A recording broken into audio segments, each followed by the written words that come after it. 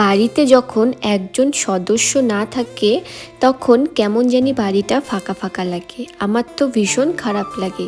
তোমরাও কি এরকম ফিল করো? আমাকে অবশ্যই জানিও। তো আমার কাকি শাশুড়ি এসেছিল ঘুরতে, তার সাথেই আমার শাশুড়ি মা চলে গিয়েছে তার জায়ের বাড়ি মানে কাকি শাশুড়ির বাড়ি ঘুরতে। প্রায় 12 দিন হয়ে গেল শাশুড়ি মা বাড়িতে নেই, তাই বাড়িটা কেন যেন একদম ফাঁকা হয়ে গিয়েছে। তার জন্য নিতে চলে গেলাম মাকে কোচবিহারে। হে হাই এভরিওয়ান, আমি চিত্রা। আমার আরও একটি মিনি ব্লগে তোমাদের সবাইকে ওয়েলকাম। আমাদের 10টার সময় বেরোনোর কথা ছিল, তাই সেভাবেই আমি সকালবেলা উঠে আমার মোটামুটি যেই কাজগুলো থাকে আমি সব করে নিলাম। তারপর পাশের বাড়ি একটা দাদা চলে আসে। ওই যে গল্প করতে বসেছি, আর জানো তো গল্প করতে বসলে বাঙালিরা একটু তো লেট হবেই, তাই না? তাই দেখো বেরোতে বেরোতে প্রায় আমাদের 11টা বেজে গিয়েছিল। তারপর দেখো স্নান টান করে ঠাকুর পুজো তো দিয়েই যেতে হবে, কোনো জায়গায় বেরোবো আর ঠাকুরকে দেবো না, এটা তো কোনো দিনই হয় না, তাই না?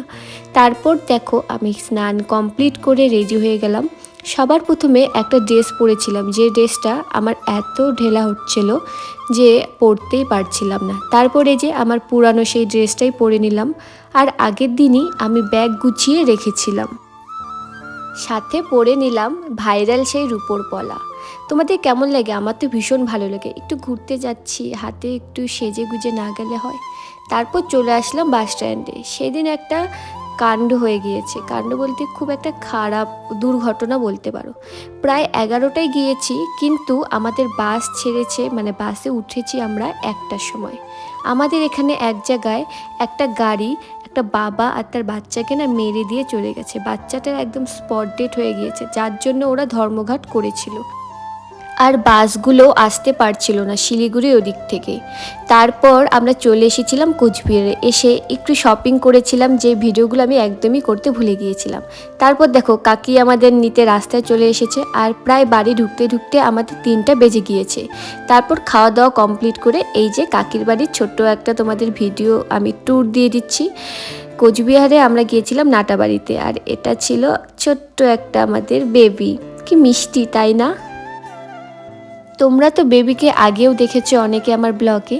প্রায় 8 মাস আগে আমি এসেছিলাম, তখন আরও ছোট ছিল। তো তারপর কাকিদের মিষ্টির বিজনেস, মিষ্টির দোকানে চলে আসলাম সন্ধ্যার সময়। আর ছিল আমার দেওরের জন্মদিন, ও কোচবিহার গিয়েছিল, তো ওখান থেকে আমাদের খাবার নিয়ে এসেছিল। তারপর কি খেয়ে দিয়ে রাতে ঘুমিয়ে পড়লাম। আর সকালবেলার এটা ছিল পরের দিনের সকালবেলা। সকালবেলা একটু লেট করেই উঠেছি, কোনো তো কাজ বাজের টেনশন নেই, তাই একটু ঘুমিয়ে নিলাম।